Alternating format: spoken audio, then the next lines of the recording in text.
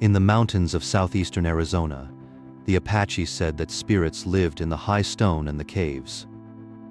They were not speaking of a monster hidden underground.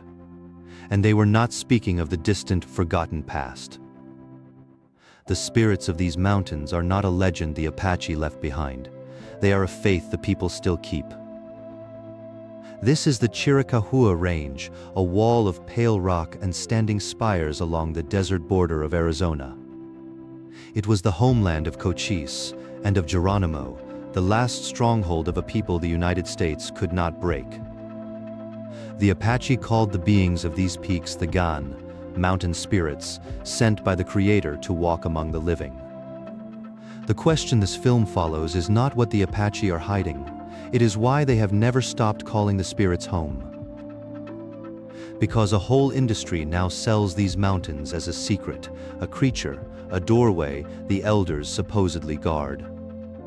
That version is loud, and it is wrong. The truth beneath it is quieter, older, and far harder to shake. So set the monster aside and begin where the Apache did, with the mountains, and what they believed came down from the stone. The Chiricahua Mountains rise like an island out of the Arizona desert, green and shadowed above a floor of dry grass. Their stone is rhyolite, the cooled ash of ancient fire, weathered over ages into spires, columns, and balancing rocks. Visitors would later call this the land of standing-up rocks, a plain nickname for a place that looks unlike anywhere else. Among these pinnacles cut deep canyons, and the deepest of them is Cave Creek, a green wound in the dry mountains. Water runs there where the desert allows none, and oak and pine crowd the walls above hollows worn into the cliffs. To the Apache, this was not scenery. The range was a place of power, and its high peak was holy ground. Chiricahua Peak stood above it all, and the hollows in the rock were places for prayer, for fasting, for vision. Into those hollows a man might go alone, to wait in the dark and the cold for something to speak to him. And in the oldest tellings, it was here, in the caves and the peaks, that the mountain spirits were said to dwell. What we know of that belief comes not from rumor, but from the ethnographers who spent years recording Apache life. Morris Opler and Keith Basso, among others, wrote the tradition down carefully in the words of the people who held it. And so, before chasing any secret, one honest question comes first. Who were the Gaan the Apache spoke of? The word has been spelled many ways, Gaan, Gaan, the mountain spirits, but the meaning behind it stayed the same. They were not gods in themselves, and they were not demons. They were something the tradition holds gently between the two. In the Apache understanding, above all things stood Ussen, also called Ussen, the giver of life, the creator of the world. From that creator, the mountain spirits were sent, benevolent powers meant to live in the high country and watch over the people. They were not feared as something lurking below. They were welcomed as teachers, sent down to show a people how to live. The tradition says they taught the arts of living, how to hunt, how to heal the sick, how to keep balance and harmony. This is the first thing the loud version gets wrong. The Gaan were never a threat hidden in the rock. They were guardians of a people, and the mountains were not a prison for them, but a home they were given. And the Chiricahua Range was one of their homes. Its peaks, its caves, its hidden water, all of it counted as sacred. The Apache did not draw a hard line between the living and the spirit world. The two moved through the same stone. A hunter climbing to fast in a cave was not leaving the world of the Gaan. He was stepping deeper into it. And what he sought there was not treasure and not a monster. He sought guidance, a power he could carry back down. So the mountains were never empty to the Apache. They were crowded with meaning, thick with a presence the eye could not see. To an outsider, the Chiricahuas are only rock and sky. To the people who lived here, they were alive in every hollow. This is the belief the Mystery Channels found and then bent into something it was never meant to be. But before that distortion, the belief itself must be understood, because it is not a relic. It is still alive. The Apache did not simply remember the mountain spirits. They kept a way to call them, and they never let it go. That way had a shape, a ceremony, a dance, older than any camera, and the people guard it as sacred to this day. It is called the Mountain Spirit Dance, and in it, masked dancers take the part of the Gaan themselves.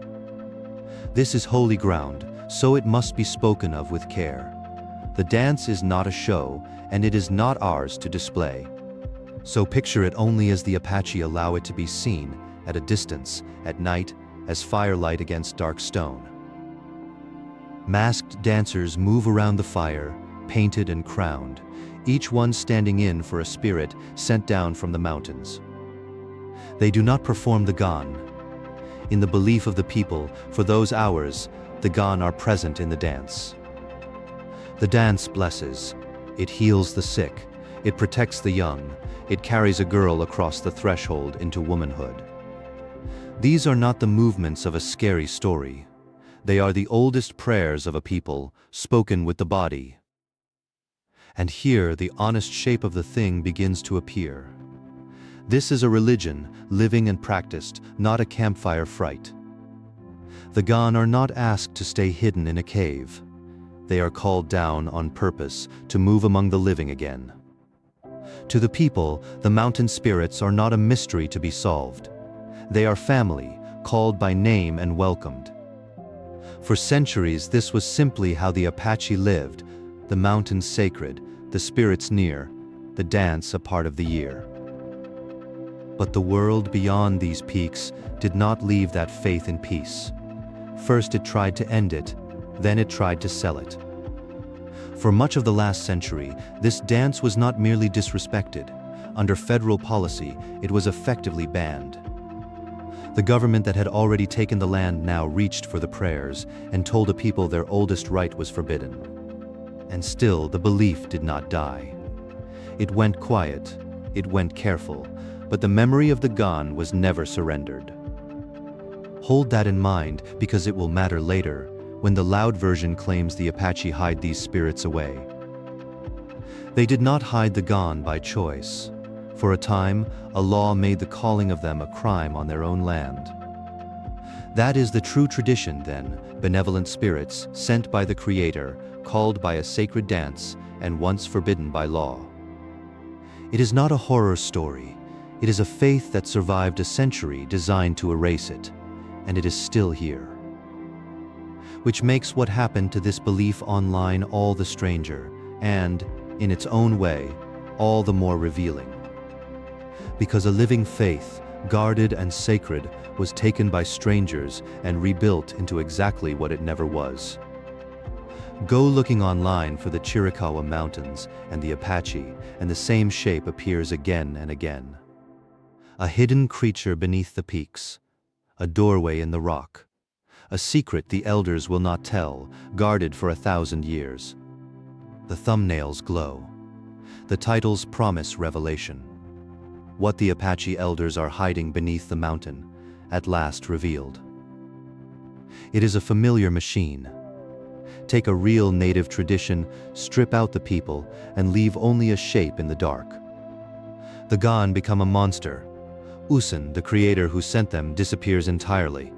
The dance is never mentioned at all. What remains is a hole in a mountain and a whispered promise that something terrible waits at the bottom. It sells because it flatters the viewer.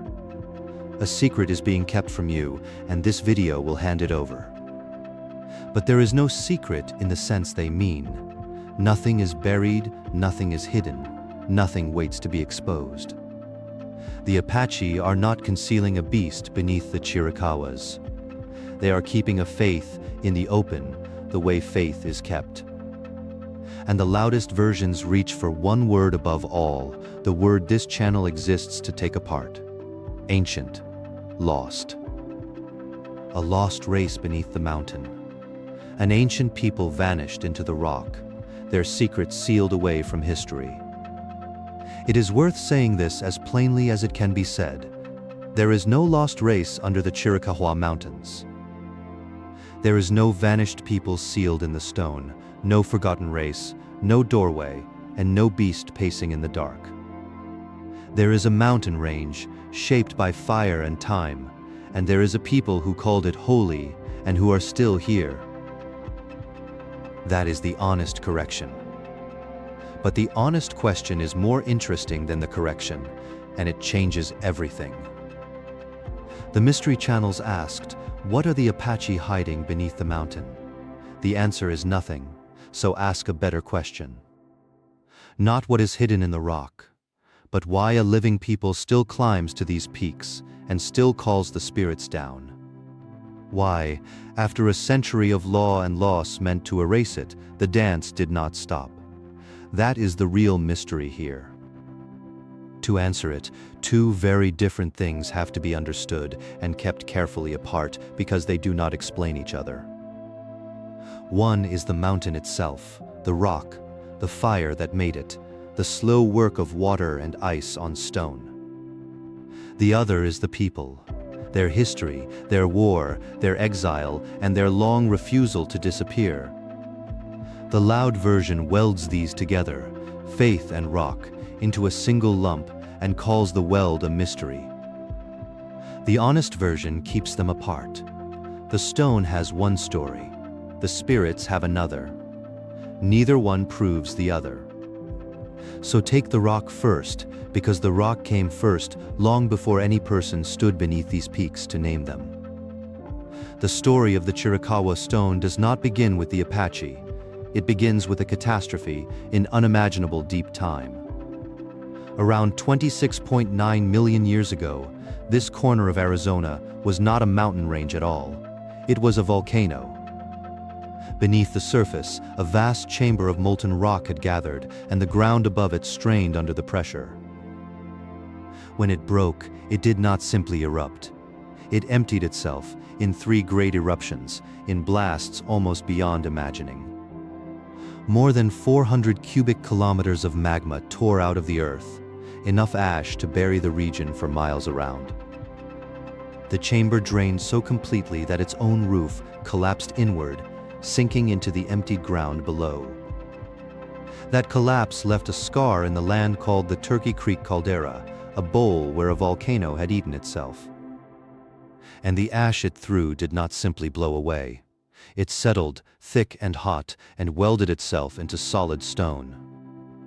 That stone is rhyolite tuff, the compressed ruin of the eruption, and it is the raw material of everything seen here today.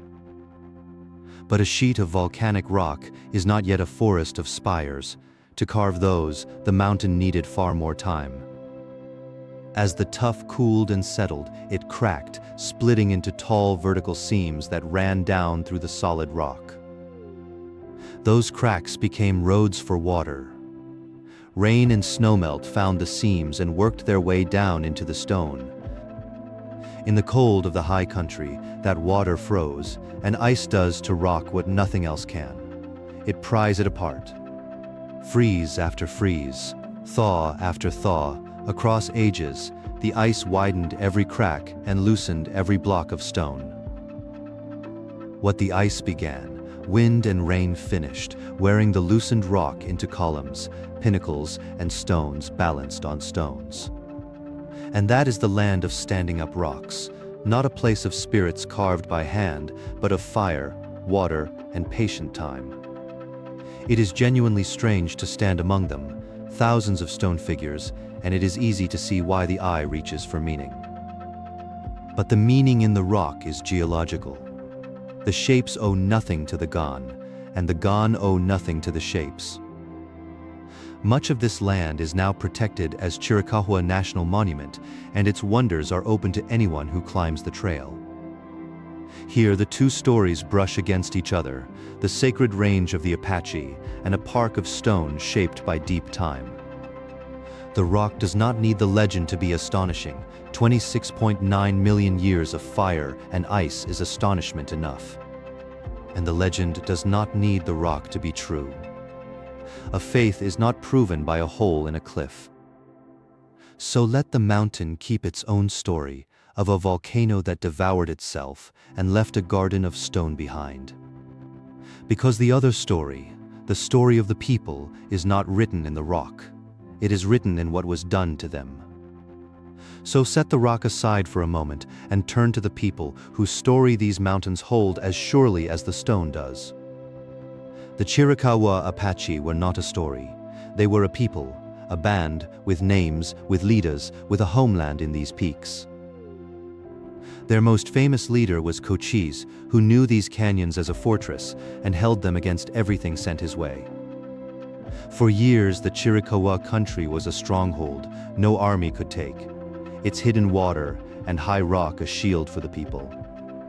After Cochise, another name rose, one that the whole world would come to know. The war leader called Geronimo.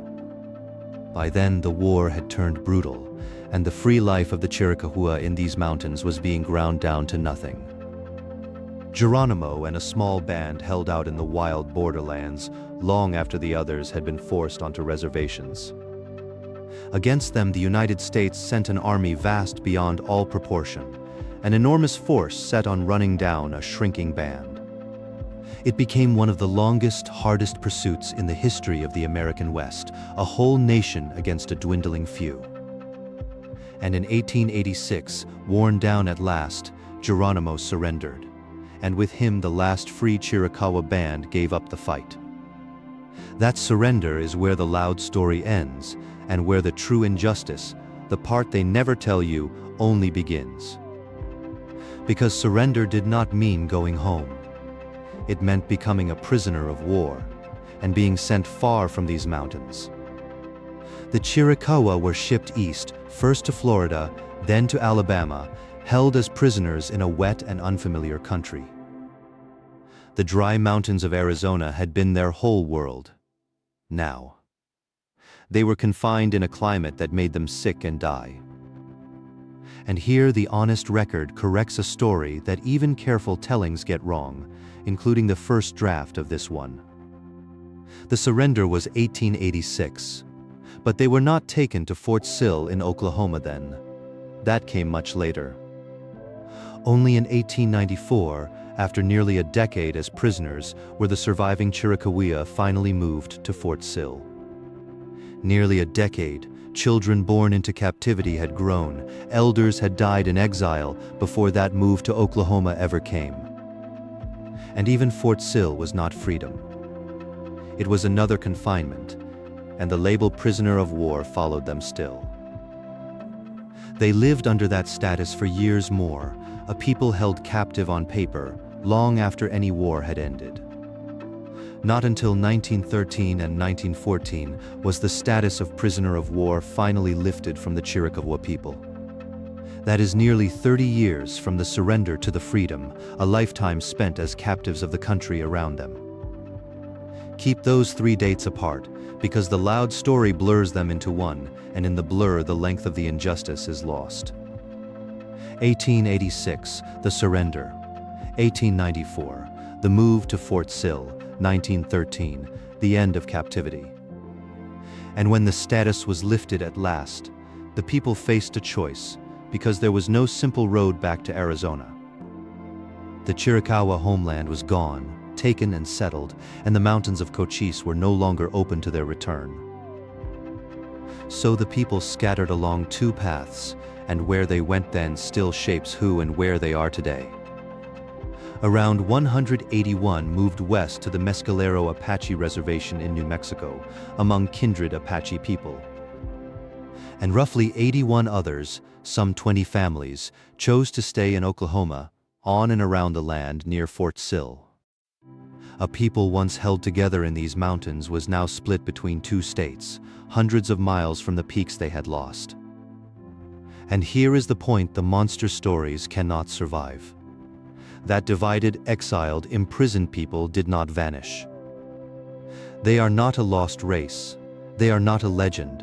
They are living Americans in Oklahoma and New Mexico right now. The descendants of Cochise and Geronimo carry those names still in families who know exactly where they come from. The very people the mystery videos claim are hiding a secret are, in fact, simply here and have never gone anywhere. The exile could not erase them. And if these quiet American histories are worth an hour, a single subscribe keeps the next one coming. Through the war, the exile, the prisons, and the years of confinement, the memory of the mountain spirits went with them. They could be moved from Arizona to Florida to Oklahoma, but the Gaan were not tied to any single peak they could be barred from.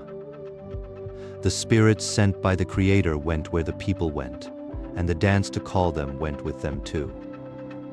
Yet for decades, calling them openly was still against the law. The ceremony, driven quiet, kept alive out of plain sight. It took most of a century for that to change, for the law to finally admit it had no business banning a people's prayers. In 1978, a federal act at last protected the right of Native peoples to practice their own religions freely. Only then, in living memory, did the mountain spirit dance become fully lawful again on the land where it was born. Think on that. A ceremony older than the printing press needed a law from the 1970s for permission to exist. And the moment it was free, it did not creep back timidly. It returned in full because it had never truly stopped. So this is the answer the loud version could never reach, because it deleted the people to make room for a beast. Nothing is hidden beneath the Chiricahua, because the thing the mystery hunters are chasing was never lost in the first place. The Gaan were never buried. They are called down, out loud on purpose, by a people who never let the calling die. And they are still calling them. Not in a distant century, not in a faded memory, but in years anyone alive can count. Not long ago, 25 young Mescalero women crossed into womanhood in a single season, carried by this very ceremony. Around each of them, in the firelight, the masked crown dancers moved, standing in for the Gaan the Creator had sent. This was not a reenactment for visitors. It was the real rite, done for real reasons, in the year 2023. The people who were shipped to Florida, imprisoned for 30 years, and split between two states, are still dancing for these spirits. That is the true answer to the true question. They never stopped, because the Gaan were never a horror to escape. They were a gift sent by the Creator to teach a people how to live, and a gift is not something you bury or hide. So the mystery was never what the Apache are concealing. It was how a faith outlived a war designed to kill it. And that faith did not merely survive. Its people are recognized today by the government that once called them prisoners. The Fort Sill Apache tribe exists now as a nation in its own right, the descendants of those held captive at that fort. Their standing was not simply handed over. As recently as 2014, a court compelled a state to formally recognize them. The same people the loud videos reduced to a secret in the rock are, in law and in life, a living recognized nation. And their kin at Mescalero, in New Mexico, hold the mountain spirit ceremony as one of the most sacred things they keep. 2 states, 2 communities, one unbroken thread, running back through the exile, the war, and into the mountains of Arizona. So return now to where this began, to the peaks and the caves of the Chiricahua Range, standing quiet in the dusk. At the start, those caves seemed to promise a secret, a creature in the dark, a doorway the elders would not open. Look at them now, knowing what is true, and they are transformed, though not a single stone of them has moved. For the seeker of a monster, these caves are empty. There is nothing in them but cold air, dark stone, and silence. For the one who knows whose mountains these are, the same caves are full, alive with a presence that was never lost. The emptiness and the fullness are the same rock. What changes is only whether the people are remembered or erased. The rock we can measure. 26.9 million years of fire and ice made these peaks, and that is beyond dispute. The faith we cannot measure and never could. It is not a claim about the rock, but a way of standing before it. And that is the honest place to end, holding the two apart, the way the Apache themselves have always held them. Science can tell how the mountain was made. It cannot tell what the mountain means, and it never claimed that ground. Faith can say what the mountain means to a people. It does not need a chamber in the cliff to make that meaning real. Neither one is a secret. Neither one is a lie. They are two true things about one range of stone in Arizona. The mystery channels needed the Apache to be gone so that a monster could take their place beneath the mountain. But the Apache are not gone. They are in Oklahoma and New Mexico, and their fires still burn for the mountain spirits.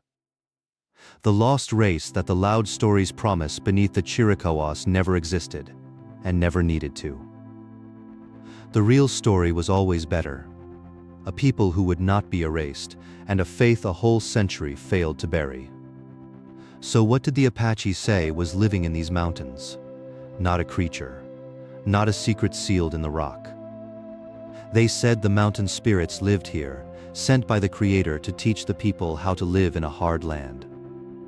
And when the loud story asks whether the caves of Chiricahua are empty, the honest answer depends entirely on who is asking. For those who came for a monster, the caves will always be empty, and the mountain will always keep its silence. For the people whose spirits these are, the mountains were never empty, and are not empty now, and will not be. The rock will keep its 26.9 million years, indifferent to every story ever told beneath its spires. And the people will keep their spirits indifferent to every stranger who tried to bury, ban, or sell them. Two true things, side by side, in one range of Arizona stone, neither one hidden, neither one needing to be found. The Apache never stopped calling the mountain spirits home, and that, in the end, was the only mystery worth solving. So the caves of the Chiricahua Mountains hold no monster, and never did, and no doorway to a hidden world below. They hold cold stone and deep time and the memory of a people who climbed to them to pray and still do. The loud version wanted a secret buried in the dark. The truth was standing in plain daylight the whole time. A living faith, a recognized people, and a range of stone that answers only to fire, water, and time. And somewhere in New Mexico tonight, if the season is right, a fire is lit, and the crown dancers begin to move. Around it stand the masked figures who take the part of the Gaan, exactly as the Creator was said to have sent them. No camera is invited close. No secret is being revealed. It is simply a people doing what they have always done. The same act in the same spirit that the ethnographers watched, that the law once forbade, that the exile could not end. The mountain spirits are called, and in the belief of the people gathered there, for those hours they come. That is the whole answer to the question these mountains were made to advertise. It was never a monster. It was a prayer. And a prayer does not hide in a cave. It rises into the night, over the peaks the way it has for centuries. The stone of the Chiricahuas will outlast every one of us, as it has outlasted empires, wars, and forgetting. But the meaning laid upon that stone belongs to the people who never left it in their hearts, wherever they were sent. So let the mountain keep its fire and its ice, and let the people keep their spirits, and let neither be mistaken for the other. That is the honest shape of it, and it asks for something the loud stories never could. It asks for respect. Respect for a range of stone shaped over millions of years, and respect for a people who are still standing beneath it. The caves of Chiricahua were never guarding a secret. They were only ever guarding the quiet, and the sky, and the dark. And the spirits the Apaches spoke of are not down in the rock, waiting to be found by the right explorer. They are up in the high country, in the fire and the song and the memory, called by name and answering still. So the question the mystery hunters asked has an answer, and it is not the one that sells. Nothing is hidden here. What is here is a people who would not vanish, and a faith that would not die, and a mountain that watched them both endure. The Gaan came from the peaks, the Apache said, to teach a people how to live. And the people learned, and they remembered. Everything else, the monster, the doorway, the lost race, was noise, laid over a truth that was always plainer and stronger. Stand before the Chiricahua Mountains now, and there is no secret to solve, only two true things to hold at once. A volcano that devoured itself 26.9 million years ago, and a people who are still here to call it holy. The rock is empty of monsters. The mountains are full of meaning. And both of those things are completely true. That is what the Apache said was living in these mountains, and if you ask them, it is living here still. The mystery was never a thing buried in the dark. It was a people the world kept trying and failing to bury instead. They survived the longest war in the West, 30 years of captivity, and a law against their own prayers, and they are here. So the next time a bright thumbnail promises a monster beneath an Apache mountain, remember what is actually down there. Cold stone, deep time, and the fingerprints of a faith that a whole century of American power could not erase. The Chiricahua Mountains keep no secret. They only keep the truth, which was always stranger and always kinder than the lie. The Apache said spirits lived in these mountains. They were not wrong, and every year they call them home again.